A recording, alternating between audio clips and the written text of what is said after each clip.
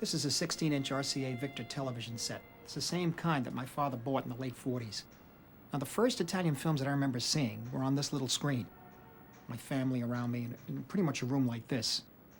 Now, I'm American, so when I decided to try and make films, I naturally thought that my place was going to be in Hollywood. I mean, if you're a filmmaker in America, that's where they make the movies. But then, the more films I made, the more I realized what an indelible mark Italian cinema had left on me. So as a filmmaker, I'm kind of caught. I've never really felt like a Hollywood director, or at least what my idea of a Hollywood director is supposed to be. And obviously, I'm not an Italian filmmaker either. So I guess I have to find my home somewhere in between. I suppose it's the only way I'm going to feel comfortable.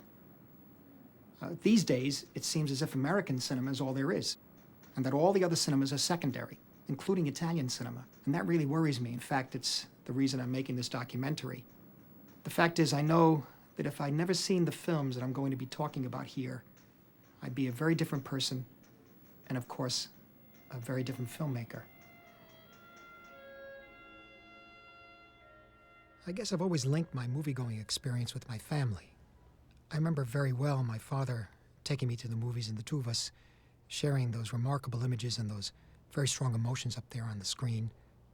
And they left such an impression on me that today, much of the desire and the need to express myself on film, I think, comes from that experience with my father.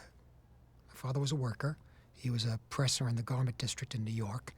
But he loved movies, and through movies we were able to communicate, I think. When we watched movies on television, the whole family was often there, including at times my grandparents, my mother and father, and sometimes my brother Frank.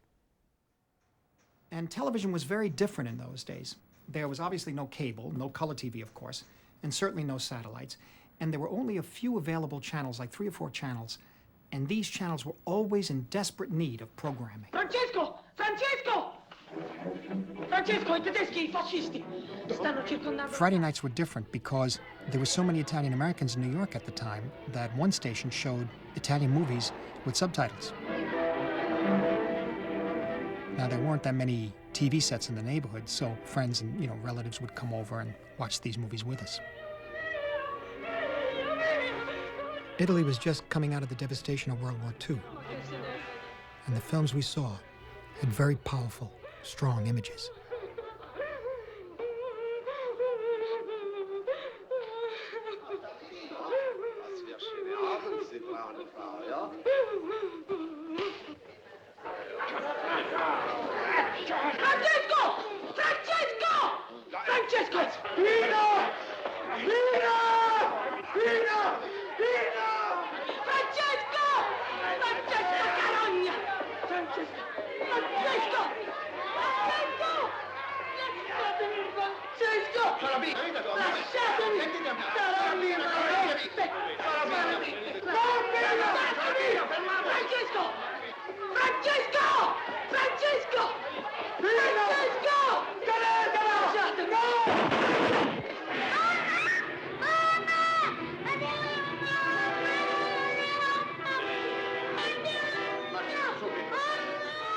And some of these images were so moving, so intensely moving, that I noticed that my grandparents started to cry.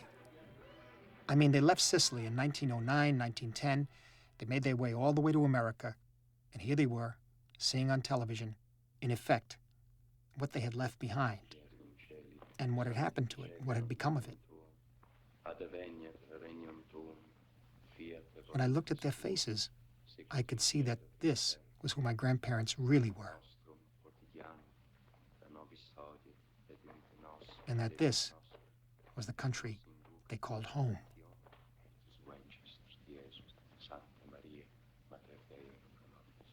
And it was overwhelming, because for the first time, I became aware that this was where I came from.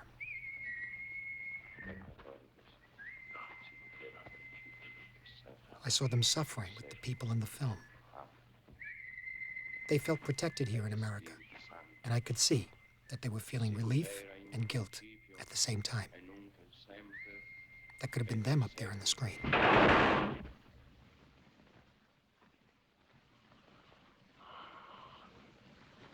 Feuer! Io perdona Feuer! loro. Mach Schluss!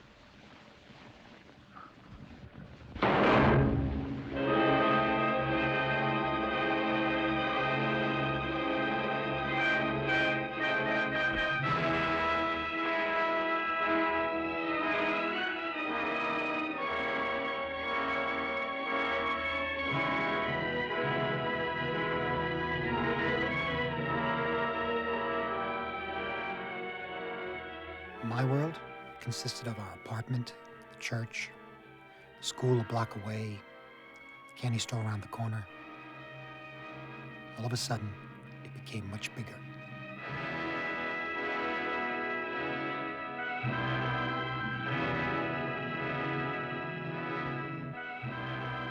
My grandparents were Sicilian immigrants who only spoke Sicilian.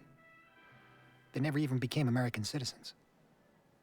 They could hardly speak or write in English, and they were fairly literate in Italian. My father's family came from Polizzi Generosa, which is in the province of Palermo.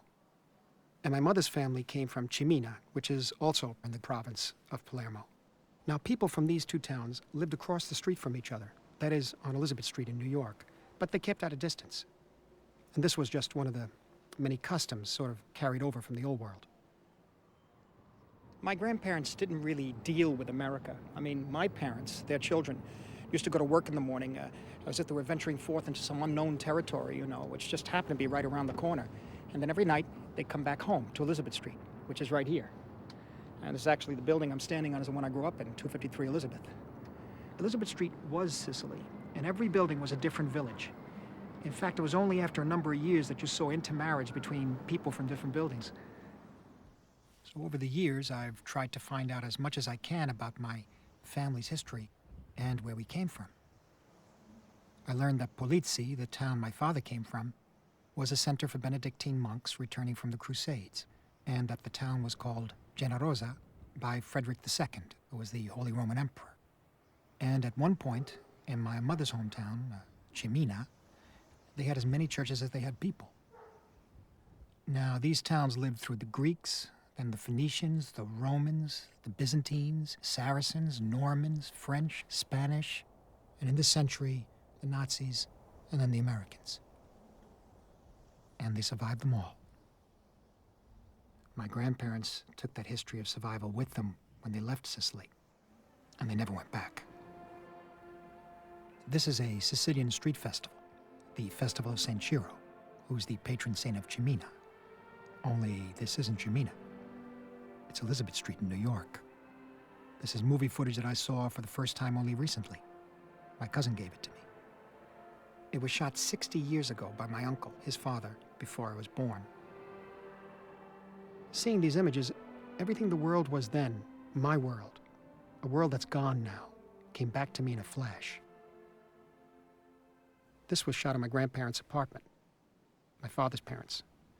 And this is really the way I remember it. People always crowding around each other, small rooms, and obviously this is some sort of a special event, must be a wedding or christening or something, I'm not sure. This is my father's mother. And here's my father's father. And my mother's mother. And actually, this is my father who's playing the mandolin or something. I must say, I don't ever remember him looking like this. I always remember him a little older, heavier, and balding. Here's my father's mother again. And she's in front of the store that they ran back in those days. And here's my father's father. That store I'd heard about for so many years, but this is the first time I'm actually seeing pictures of it. And that woman with the bag of groceries is my mother's mother. She's about to go into her building. That's the building where my mother was born. I never thought I would see any of these people move again. This is the world of my childhood, a world made by people like my grandparents in search of a better life. Now, they never set out to teach me about where I came from, and I never asked. I learned simply from watching them and the movies about their homeland. And so they were the first connection with that ancient land of Sicily. If you're poor in Sicily, and my grandparents and their families were dirt poor, life can be very tough. That's why so many Sicilians came here to America. And the lesson of survival that's been passed down for centuries, that was carried over to the New World, is a pretty brutal one. And that is, you think twice before you trust anybody outside your own family. Think about it. Your country, your homeland changes hands again and again over thousands of years. So who can you trust? The government? The police? The church? No. Only your family. Only your own blood. So it was with my family that I started watching and grew to love Italian cinema. With, of course, a special fondness for films set in Sicily. So as I was growing up, I saw Italian movies any way I could. And usually the prints were pretty bad. Usually scratched and splicey and that sort of thing. Or I saw them on television where they were dubbed into English, broken up by commercials and cut for time, of course. But the films had such a powerful effect on me that it really didn't matter. Because over the years, I've seen most of these movies many times, and their impact on me has never weakened.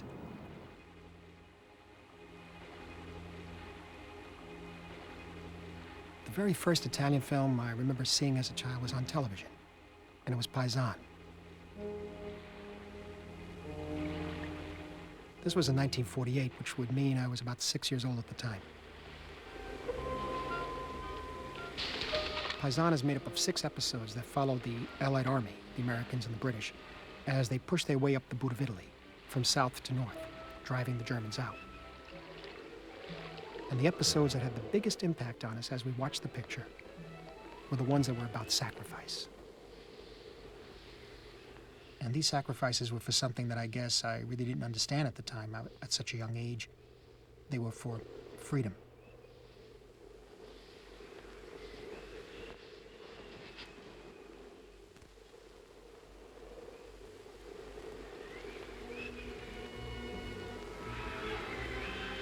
In the Naples episode of Paisan, I saw something that really shocked me.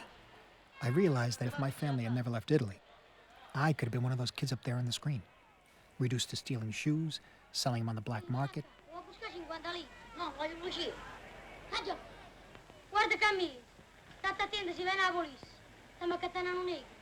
Even sort of casually buying and selling the right to rob American soldiers.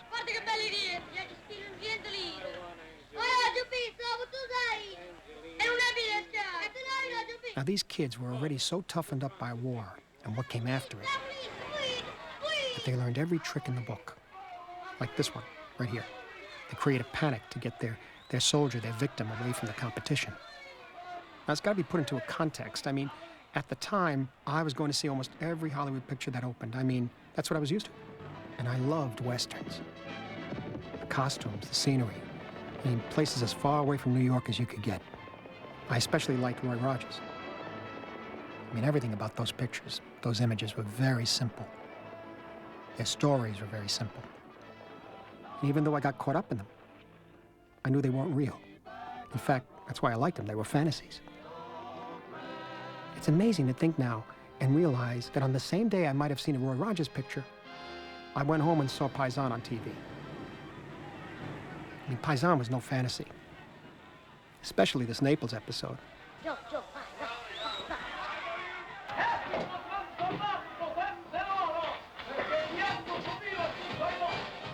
Like this scene, where the kid takes the drunken soldier, his name is Joe, into a puppet show to get him out of sight, to hide him from the other kids. But Joe's having a good time, but once he realizes that the crowd is cheering on the story of a white knight beating a Moorish knight, a black knight, it triggers something in him. It's just a little too close to the prejudice he has to live with every day back home. Was this the first movie I ever saw that dealt with racial tension? I'm not sure. But it was definitely one of the first I'd ever seen where the places looked real. They didn't look like sets.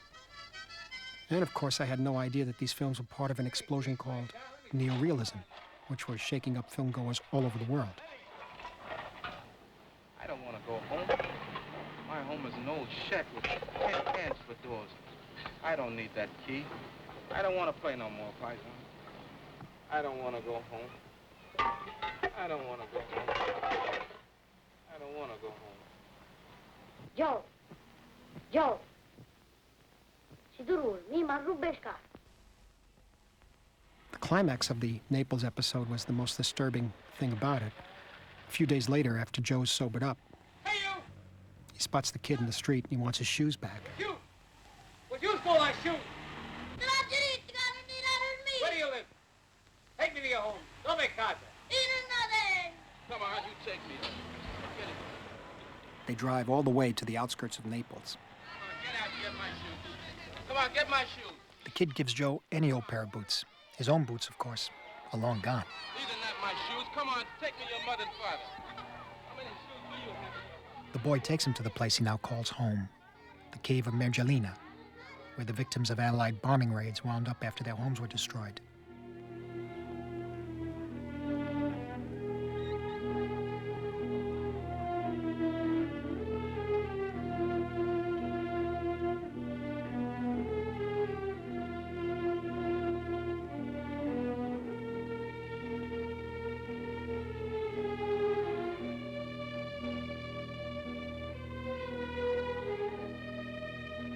Now, Joe's seen a lot, but he's never seen anything like this.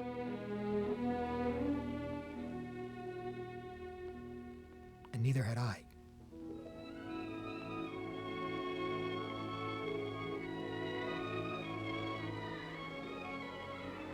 Where's your mother and father?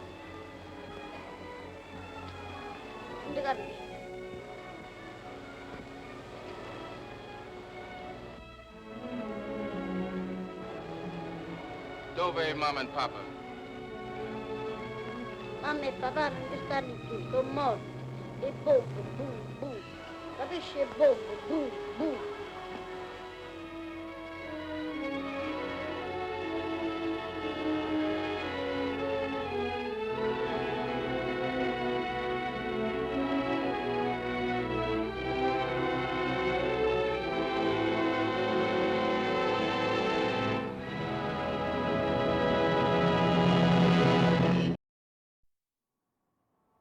The emotion of this picture was so strong that you could feel it come through some of the worst prints you've ever seen.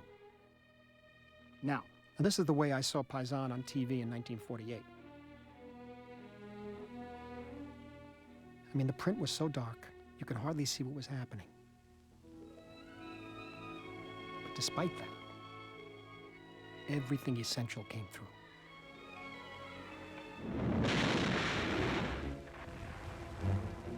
And in this version, the American release version, the only version I've ever seen, they used a map to introduce each episode. Now, the Sicilian episode is the first one in the movie. And for my family, it was obviously the most important. When it came on, everybody in the room really paid attention. John.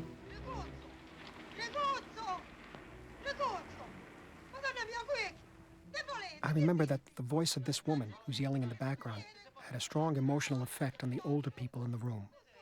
I mean, it was their dialect. It was the language they spoke. Yes, America. The soldiers arrive ready for a fight, but the Germans have just left. Instead, they find the locals. Now, when the American soldiers started speaking Italian, his dialect sounded like my uncle's, because he was Sicilian American. But actually, my uncle spoke better than he did. Parla italiano. Che zitti italiano come hanno oggi? Sì, mio padre è siciliano, è nato a Gela. Gela? Io magari sono di Gela. Luca! Come si chiama? Tony Mascali. Non è di Gela? Sì, mio padre è veramente di Gela. Poi venne in America. Non c'hanno stato Mascali a Gela. Ito non è di Gela. Beh, non ho capito contro un sacco di storie, buono che ci credete. Fineo la libertà. E dove hanno messo le mine? The only one who can lead the Americans past the German mines is a girl named Carmela. Oh, sei tu che conosci la strada dalla because she goes out to the rocks every day looking for her father and her brother, who are missing at sea. 2 volte che tento di lasciare la chiesa per cercare a Rigi. Hanno paura di mandare a me sola. Vi ci accompagno. Conosco bene la strada. Vengo con voi. Ma figlia, non ci puoi ir sola, questa gente sconosciuta. Non ne va. After she guides the platoon safely through the minefield, Carmela has to stay behind as a lookout with one of the soldiers who's named Joe. What, are you scared? There were a lot of Joes in Paisan. He doesn't speak any Italian. You a fascist? I'll bet you're a fascist. And she doesn't speak any English. Good girl. You're no fascist, really. She makes sure Joe covers the flame from his cigarette lighter because she knows that the Germans could still be close by. Come on. We got a couple hours here together. I'm in no mood for an argument. Come on, Carmela, smile. Look.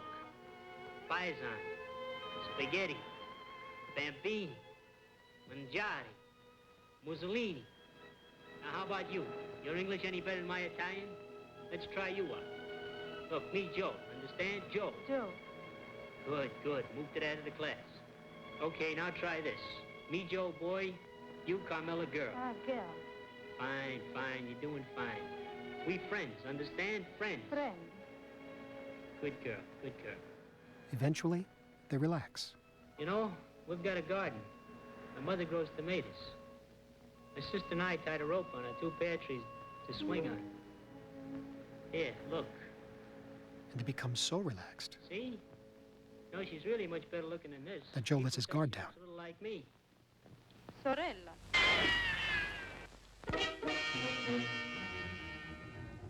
Was ist los? Warum hast du geschossen? Ich habe ihn nicht gesehen.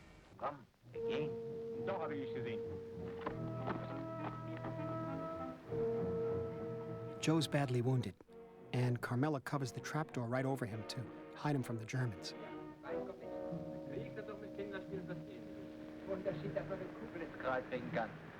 Hier könnte ich romantisch werden. Hab doch recht gehabt. Das richtige Pirat. Nee, guck mal an, da ist doch jemand. Mensch, was machst du denn hier? Perché scappato al paese? Avevo paura. Was ist los? She tries to distract them. She pretends that she's afraid and she's glad the Germans have come to protect her. Avere qui appuntamento con fidanzato, eh? State fermo. Tuo fidanzato deve essere molto stupido perché non venuto. Ho ragione io, eh? But when Carmela is finally able to slip away and check on him, her new friend Joe is dead.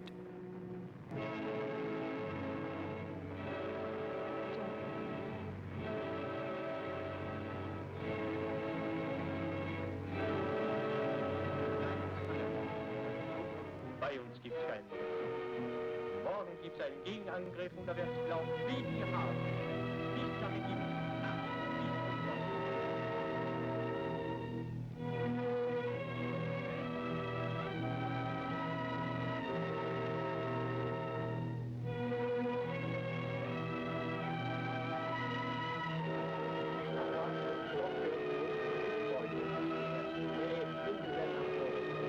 Wieder aus.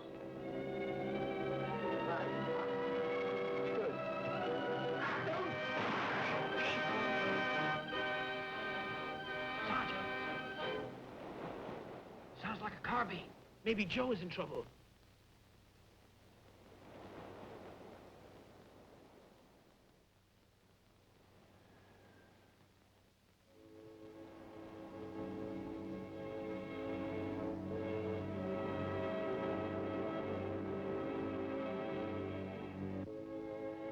When the Americans come back, they find Joe's body. And they assume that he was murdered by Carmela. Wow, that dirty little lot, huh? They don't know that she's dead too, shot by the Germans and dumped off the side of a cliff. They'll never understand that she sacrificed her life to save theirs. But we do.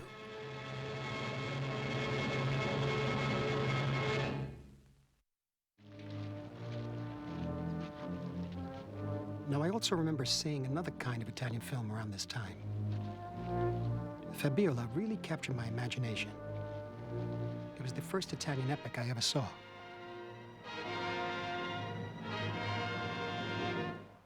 And apparently it had a very convoluted story. Take me away. Take me away! And I think it was made even more confusing by re-editing and dubbing for the American version. Like most epics at the time, Fabiola was about the collision between the Roman Empire and Christianity. But what really struck me was the look of the film.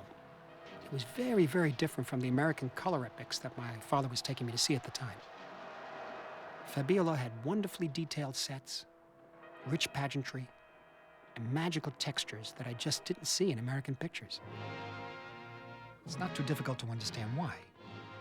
Italian culture is several thousand years old, whereas in America, we only go back a couple of hundred years. Our mythology is the gunfight at the OK Corral, and theirs, gladiators fighting in the Colosseum. For American craftsmen, this kind of imagery could be a struggle. But for Italy, it comes as naturally as breathing.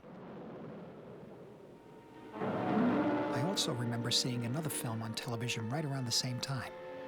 This one was set in the Middle Ages, and it was called The Iron Crown. Now, I was too young to start noticing the names of directors, but many years later I found out that both films were made by the same director, Alessandro Blasetti. Now, the plot of The Iron Crown was even more complicated than Fabiola's. But it really didn't matter, because I could lose myself in this picture. This was a child's dream world, straight out of Italian folklore. And because the sets and the costumes were so beautifully crafted, the dream was very powerful.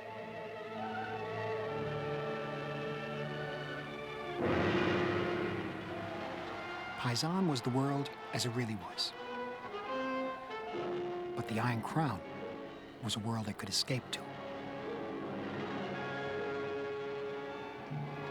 It was alive in a way that the epics I was used to seeing were not.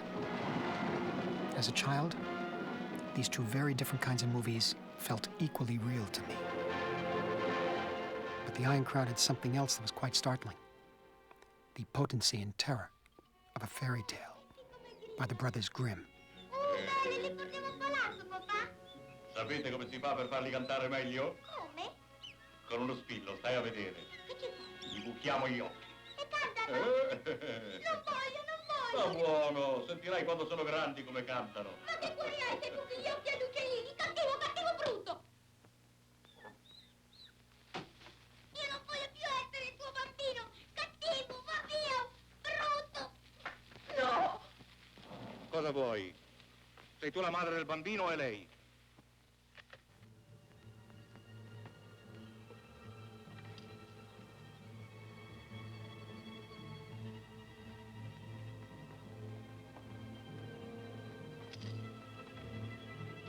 Chiumba.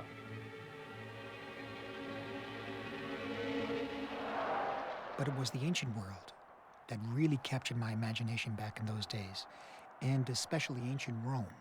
This eventually developed into a fascination with the history of the church and early Christianity. So I started collecting comic books that dealt with stories about the Roman Empire. I also collected pictures that I'd cut out of Latin grammar books from school. But that wasn't enough. I wanted to make my own movies, my own epics. So I started to draw storyboards. I mean, I didn't know there were storyboards at the time. It was the only way I could do it.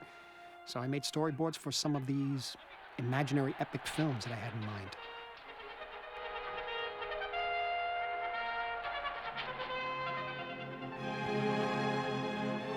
Years later, I saw some of the early Italian silent films. Now, these were a revelation. This is a scene from Cabiria. It's an epic about Carthage written by the Italian poet Gabriele D'Annunzio.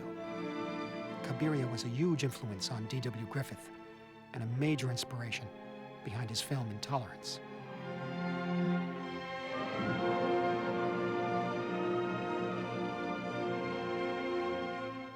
I was amazed by this movie, by how expressive it was.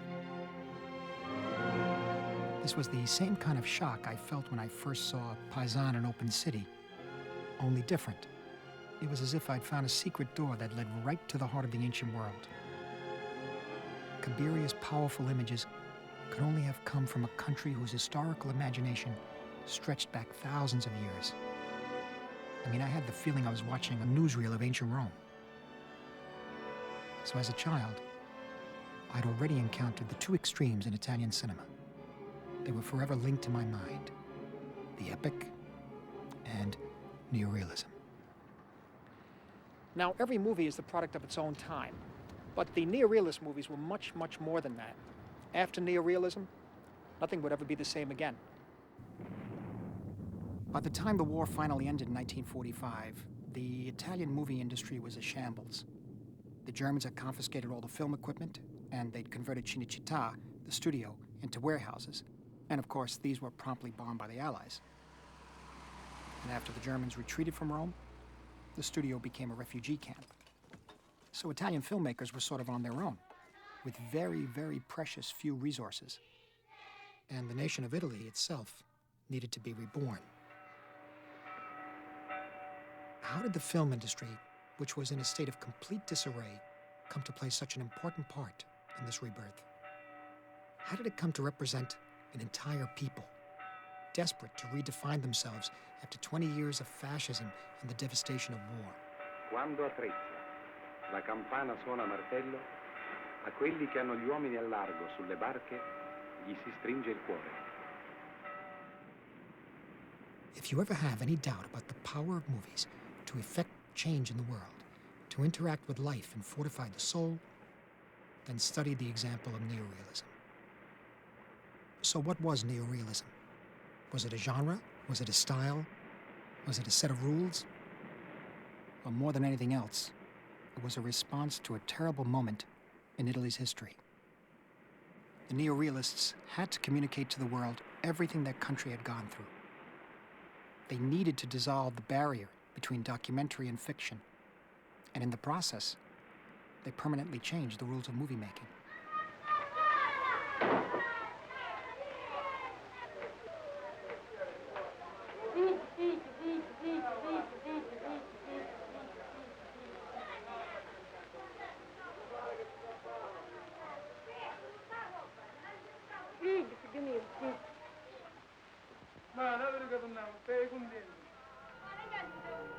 Altogether, these movies amounted to a prayer that the rest of the world look closely at the Italian people and see their essential humanity. That's why they had to be truthful. There was no choice. So neorealism wasn't just a question of making the best of a bad situation, although it was that too. No sets? Use real locations. No money to pay real actors? Use non-actors. And since the people and the places would come right out of the landscape, so would the stories.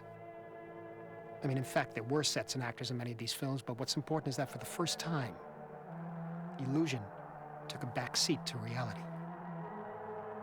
Take this character, for instance. Here's a man who's been out of work for as long as he can remember. And when he finally finds a job, he needs only one thing to hold it down: a bicycle. And on his first day at work, somebody steals it. So throughout the whole film, he spends the next day looking for it, combing the streets of Rome with his son. Pietro, prendi entrambe e va a Montesacro, aspettami là.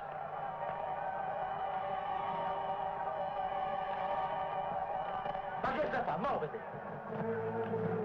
Desperate times require desperate measures.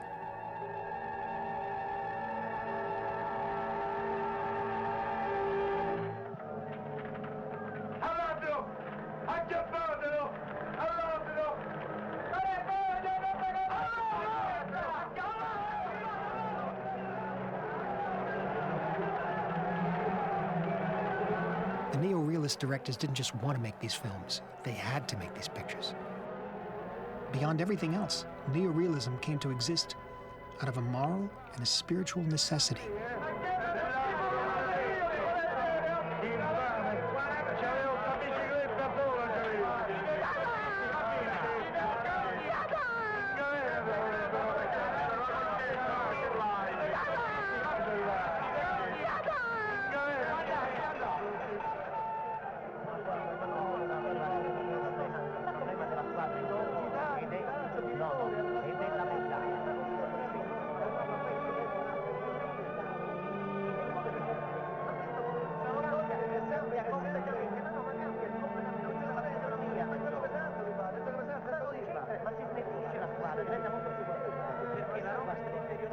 The impulse of neorealism to do justice to life as it is, to things as they are, is still with us, even today.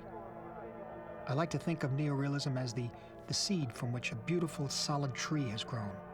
And the branches on that tree represent virtually all the major Italian filmmakers of the post-war era. For me, it's the most precious moment in film history.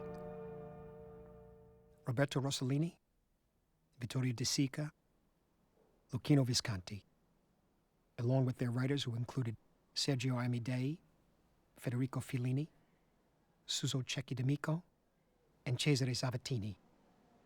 They made the films that define neorealism: Open City, Paisan, The Bicycle Thief, La Terra Trema. Now, these films continue to be a source of inspiration for directors from all over the world. In the past, the New Wave in France, Cinema Novo in Brazil, today the new filmmakers in Iran and Taiwan, not to mention many directors over the years in America, especially independent cinema. In a way, you could say that neorealism began with Roberto Rossellini. He was born in Rome in 1906. His father built and owned the first modern movie theater in Rome, the Cinema Corso. And when he was young, he started going to the movies there every day.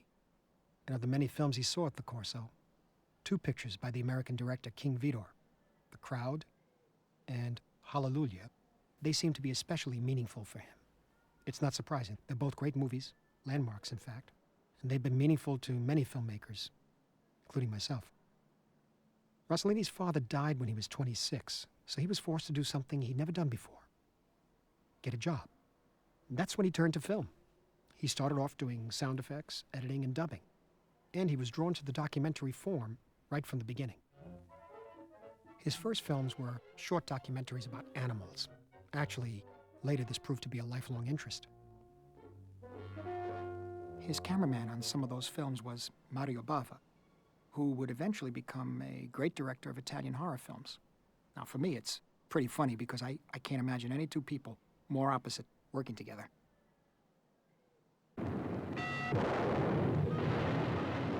Rossellini got the opportunity to make his first feature in 1940, La Nave Bianca. He made only 3 more films during the fascist period: Un pilota ritorna, L'uomo dalla croce, and Desiderio, which was actually finished by his friend Marcello Pagliero and released after the war. These movies were products of the Italian studio system, all powerful melodramas, but also at the core, very conventional. But during the occupation, Rossellini was already starting to envision a whole new kind of movie.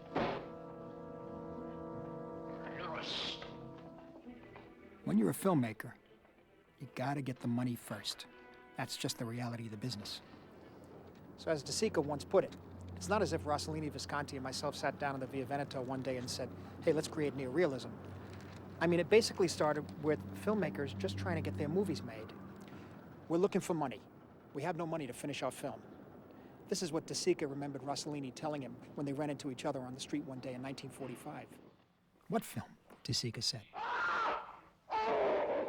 Rossellini answered him, it's a story of that priest, Don Morosini, the one who was executed by the fascists. The picture Rossellini was talking about, when it was finally finished, was called Roma, Città Aperta. Here in America, it was called Open City. Guarda, prete, guarda, sei soddisfatto? Questa è la tua carità cristiana. Questo è il tuo amore per il tuo fratello, né di salvare i tuoi complici. Farai la fine dei traditori. Noi vi distruggeremo tutti, tutti, fino all'ultimo. Non hai parlato. If it can be said that neorealism began with one film, it would have to be Open City. Fellini called Rossellini a great father, like Adam, who created us all. With Open City and Paisan, he had as great an influence on the cinema as Griffith or Eisenstein. Everybody seems to agree about that. But apart from those early milestones, his work isn't widely known. And a lot of the people who do know the later films don't appreciate them. Take Voyage to Italy, made in 1953, which is one of my favorites. Now, I first saw it when I was a film student, and I was kind of prepared for it. So my first reaction was immediate and emotional. But over the years, I found that other people didn't always share my feelings about the picture. Like many of Rossellini's films, it's not instantly accessible. But if you give yourself to the film and you spend time with it, you find it can be a rich, moving experience.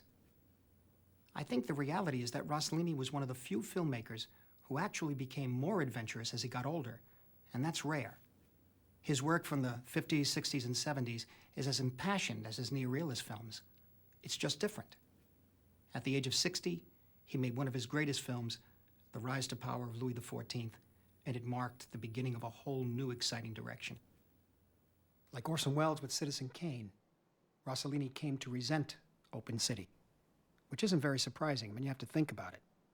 You're in the middle of your career, and every time you make a new film, it's compared and measured against something you did way back at the beginning, and your new work comes up short. This can be very, very frustrating, even infuriating. But of course, that doesn't change the fact that Open City is a one-of-a-kind film, where history and cinema met to create something uniquely powerful.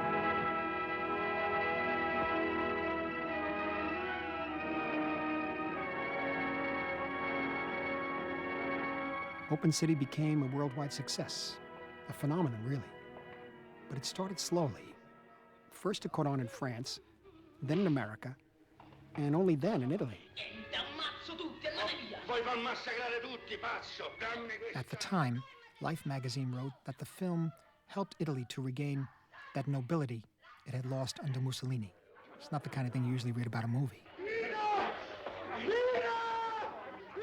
So in a way, Open City became the new Italy's ambassador to the world. It's a film about ordinary people. A priest, a pregnant woman, a group of communist resistance fighters, a few kids, who all become heroes under extraordinary circumstances. It's also a film about occupation and its price, whereas Paisan is a film about liberation and its price.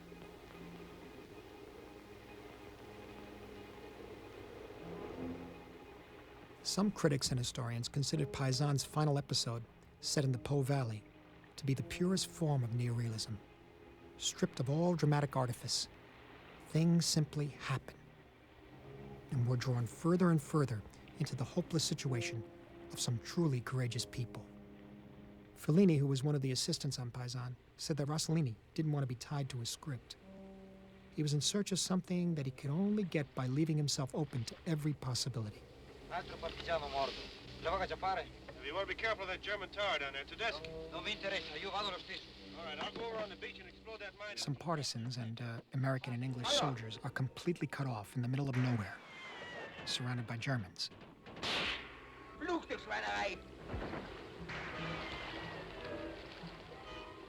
They find out that they won't be getting any support from the Allies. What have you heard from 15th Army headquarters? General Alexander's headquarters have confirmed the message to cease all operations and for all partisans to return immediately to their homes. There's another partisan in the Po. These people aren't fighting for the British Empire, they're fighting for their lives. What else did headquarters have to say? I told them we were completely cut off and that from one moment to the other. Well, what the devil do they expect us to do? Have you told them we have no ammunition, no food, and no possible means of defense? I told them our entire situation. Their answer is still cease all activity. What do they expect us to do? We're entirely surrounded by Germans.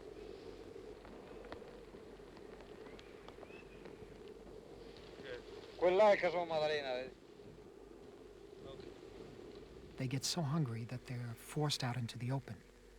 Ciao, le faccio Cigolani. Oh, avanti, Cigolani. Buonasera, ragazzi. Che novità che? Ieri tutti tedeschi è venuti fin qua. Lascia che cerca, mi vengo pure nessuno. Padre, lo sapevi che mi con gli americani nascosti? Sì, sì. Le 3 giorni che non posso attaccare il fuoco perché i tedeschi vedono il fumo. I gavedette dappertutto. E fuori ci danno la caccia forte. Avresti niente da darmi da mangiare? Quel che avevamo, un poca de polenta. Potremmo cucinare dopo i sacchi? Sì, beh no, fuori uno, un bravo ragazzo, un americano. Forse chiamalo, Ciamelo. You got a lot of mosquito bites there, youngster. I have something for that. The American soldier finds a way of repaying the family for their kindness. Still a faccia. Want to be careful with it, though. Nascandre. The family prepares a meal for the men. Polenta and eels. Seems pretty simple. Fishing for the eels, picking them out, and then killing one. right in full view of the camera. Just an act of everyday brutality. And it's also a way of preparing us for what's about to happen.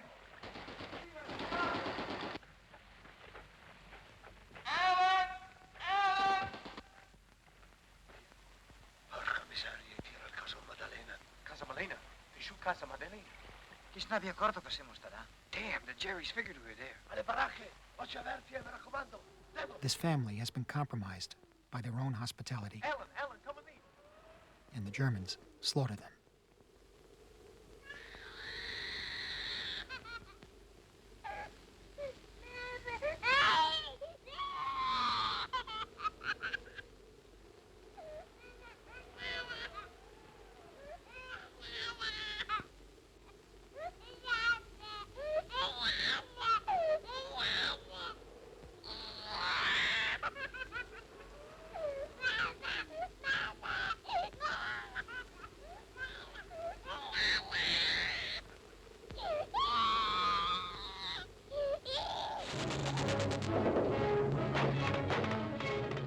Fellini said that Rossellini seemed to know exactly what he wanted during the shooting of this episode.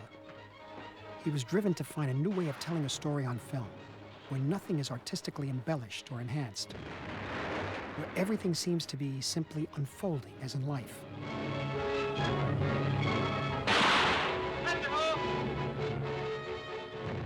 For me, this clarity of vision has an almost religious impact. As the French film critic André Bazin said, Rossellini was simply directing the facts.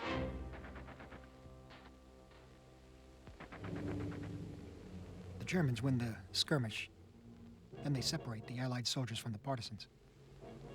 They treat the partisans as ordinary traitors, unworthy of the respect given to real prisoners of war. What are you going to do with these partisans you got tied up like animals out here? No international law protects the partisans. They are not considered soldiers, they are just outlaws. What about the two San Marco men? They're from the regular Italian army. No, we don't recognize Badoglio's government. What are you going to do with them? I'm expecting orders of my headquarters. A casa mia non sapranno mai quello che mi è capitato. Ho pissato addosso come un puttino.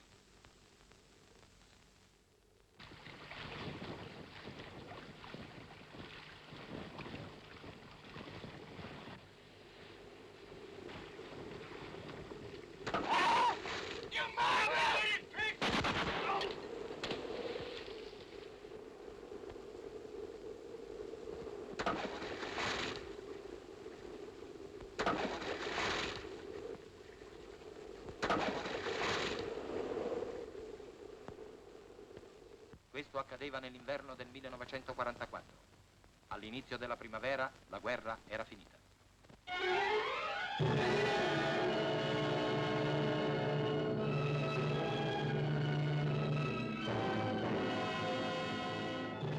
Questo film, girato a Berlino nell'estate del 1947, non vuole essere che un quadro obiettivo e fedele di questa immensa città semidistrutta, in cui 3,5 milioni di persone trascinano un'esistenza spaventosa. In 1947, Rossellini went to Berlin to make a film called Germany Year Zero, the last third of what became his post-war trilogy. It's about a young boy named Edmund who's trying to grow up in a world that's been completely decimated by war.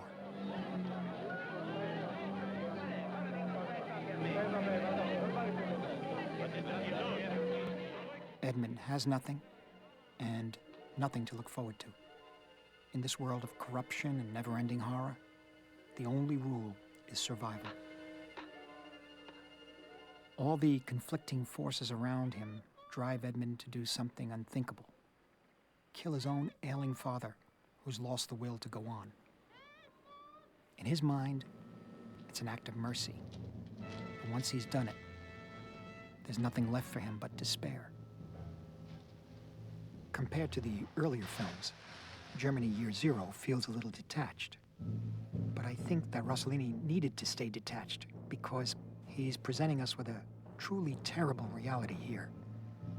Try to imagine what it was like in Germany after the war, after their entire culture had self-destructed. What would it be like to be an innocent, in a guilty world.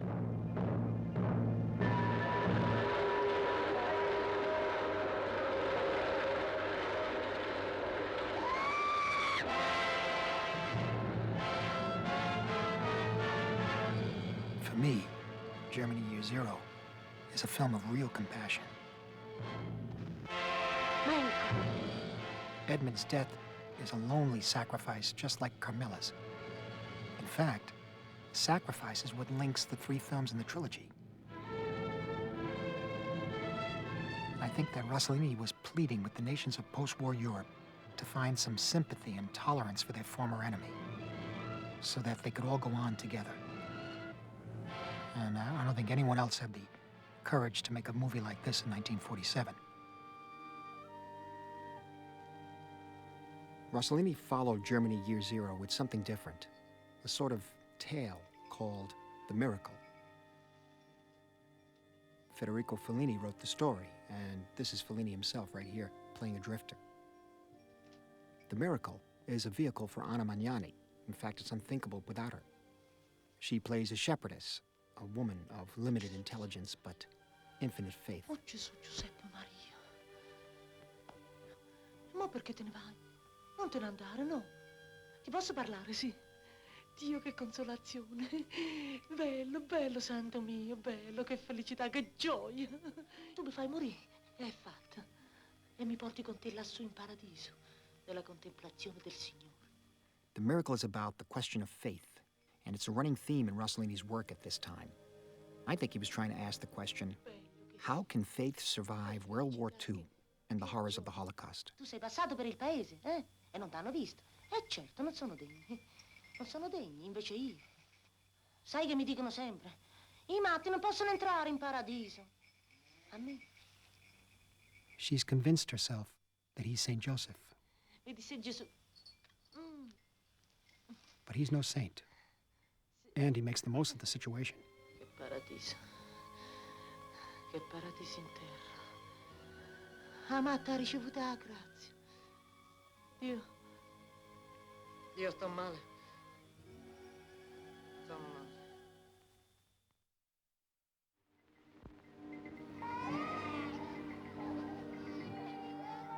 She's slow to realize what's actually happened to her.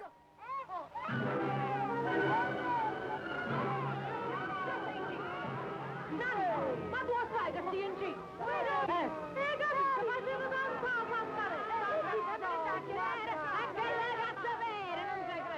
Once she does, she believes that she's going to give birth to the baby Jesus.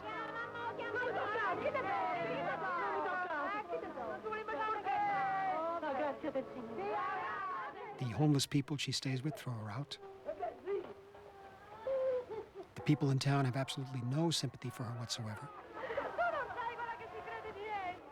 To them, she's just a fool.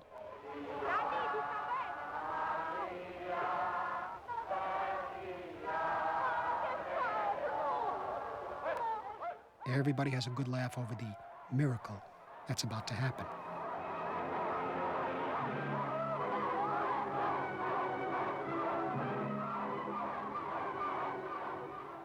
But then, there really is a miracle.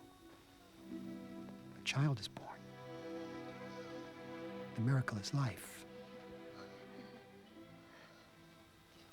The Miracle seems like such a simple film, but it's very special because, without calling attention to it, Rossellini's communicating something very elemental about the nature of sin.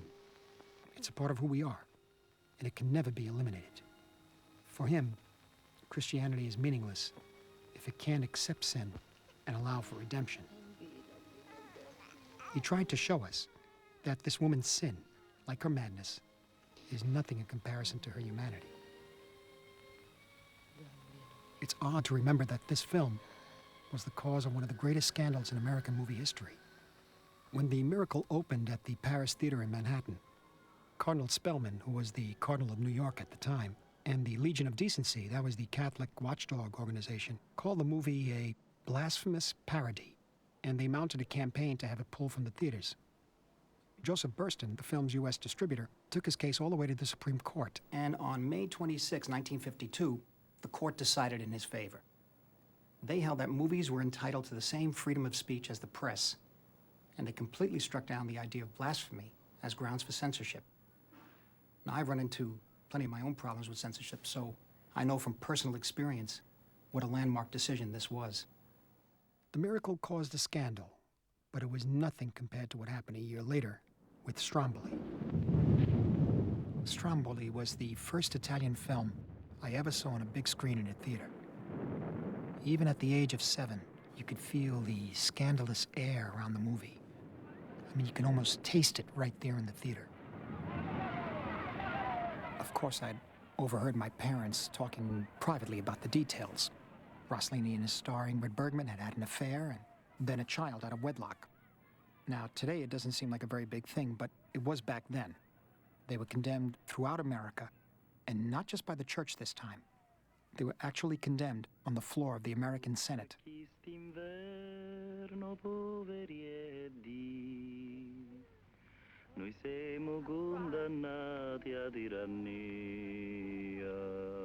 I like you very, very. Just like The Miracle, Stromboli was centered around one woman and her story.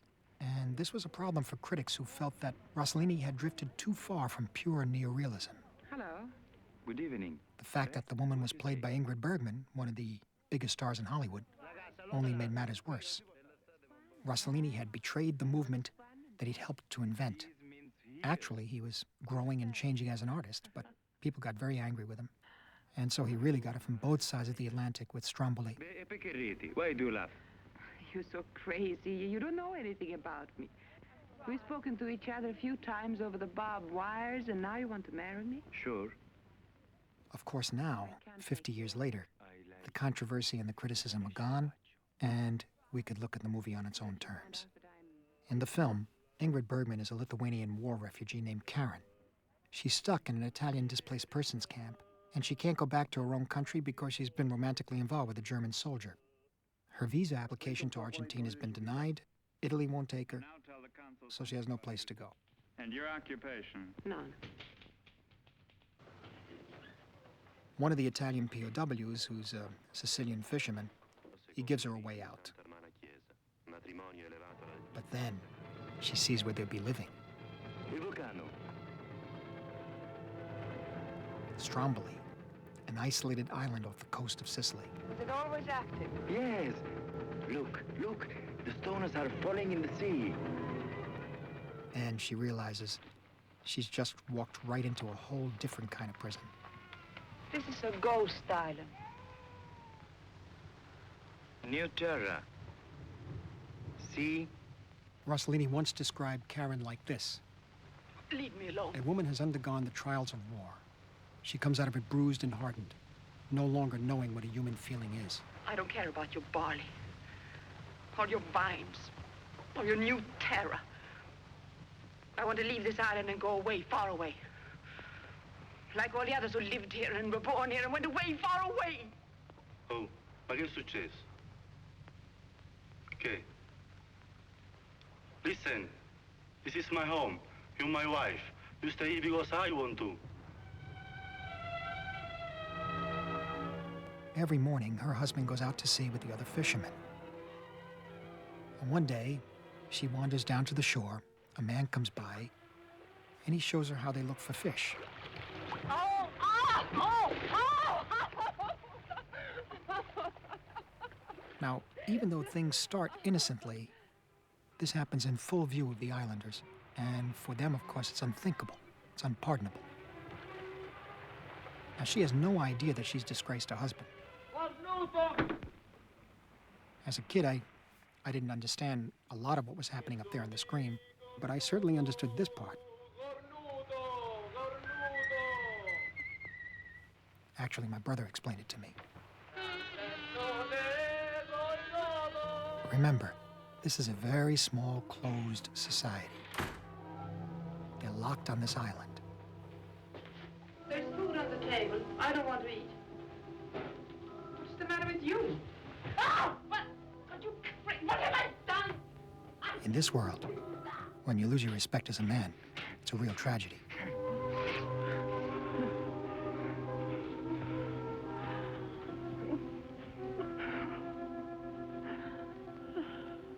She becomes so desperate that she'll do absolutely anything to get off this island. Oh, you're a good man. So she pays a visit to the local priest, who offers to help her and her husband emigrate. Grazie. But she wants to make sure he's going to help. You're a sensitive, experienced man. I am only a poor priest. Watching this scene, young as I was, I could tell just by the body language that something truly forbidden was being played out. You are the one man who can give me comfort. I'm no more than the parish priest of a little community of fishermen. But your human qualities I can I see. am a priest, and I can only assist you during confession or through prayer. All I can have for you is a deep feeling of pity. May the Lord guide you. Compose yourself. Meditate. Think.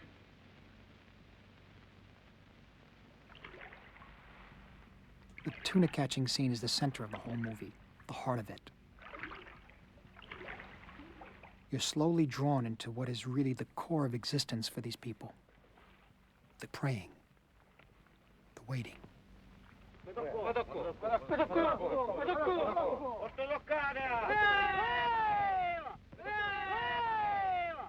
Wait, we have a fish. It's as if the camera had been there thousands of years ago to record an ancient ritual of food gathering, long before history was ever written, when it was still something that was passed down from one generation to the next.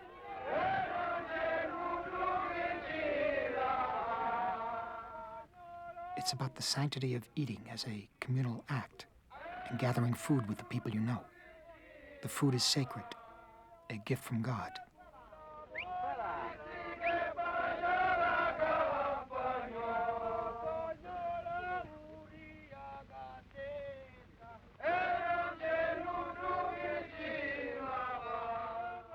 The scene is actually quite long. It builds slowly, like a piece of music.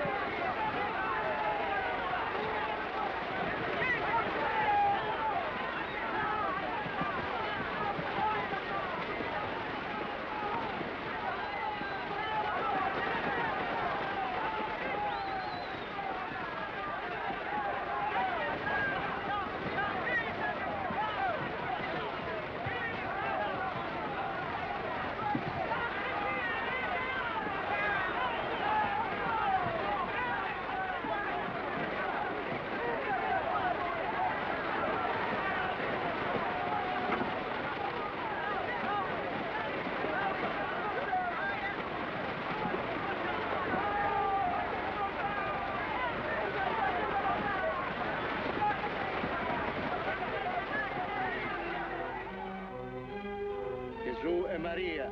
Gesù e Maria. Grazie Gesù, grazie Maria, fa provvidenza che ne faccia. Did you like the fishing? No, it was horrible. What's the matter? I don't feel well. Why?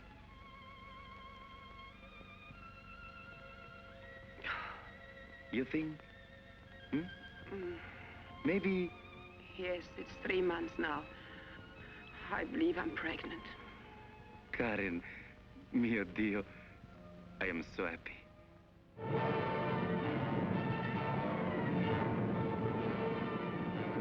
When the volcano threatens to erupt, the islanders go out in their boats and wait it out.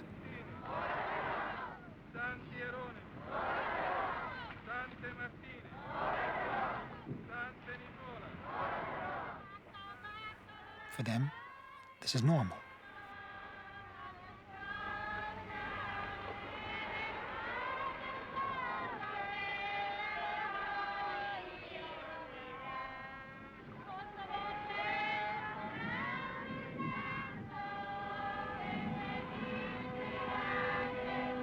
But for Karen, she's reached her limit, and she can't take it anymore.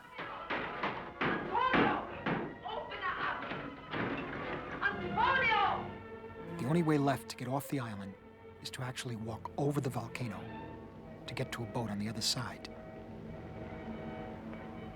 Because of Ingrid Bergman's presence in the film, Stromboli was produced by RKO, which was owned at that time by Howard Hughes, who really didn't know what to do with the picture. So he cut 25 minutes and inserted a voiceover at the end, tying up all the loose ends and reassuring us that Karen returns to her husband.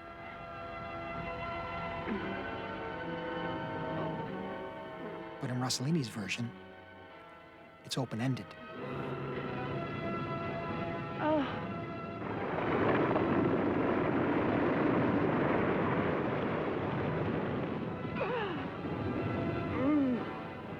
What happens to Karen up here in the volcano? Rossellini once said the important thing was to find out if this woman could still cry. Finish it.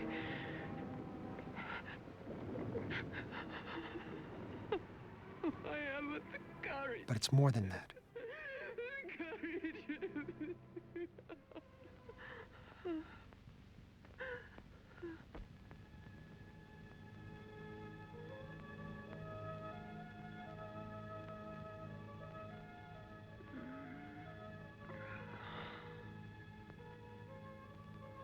Here's a woman who's undergone a series of horrible trials and who now has a baby growing inside of her.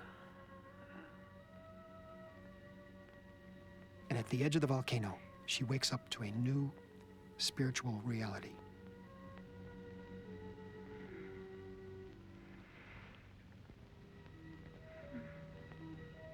Oh, God. It doesn't matter whether or not she goes back to her husband.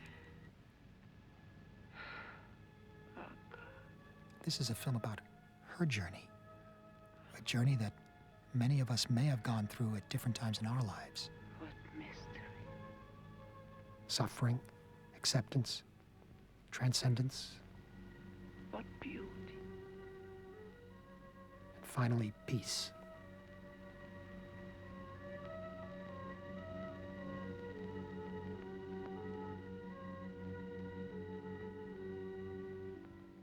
Germany Year Zero is about the loss or the absence of faith. Stromboli is about one woman's discovery of faith. And then Rossellini made a film about having faith, the embracing of faith.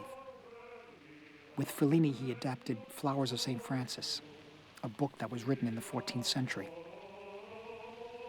In the aftermath of the world tragedy, St. Francis's example of unconditional love for every living thing had a sense of real urgency.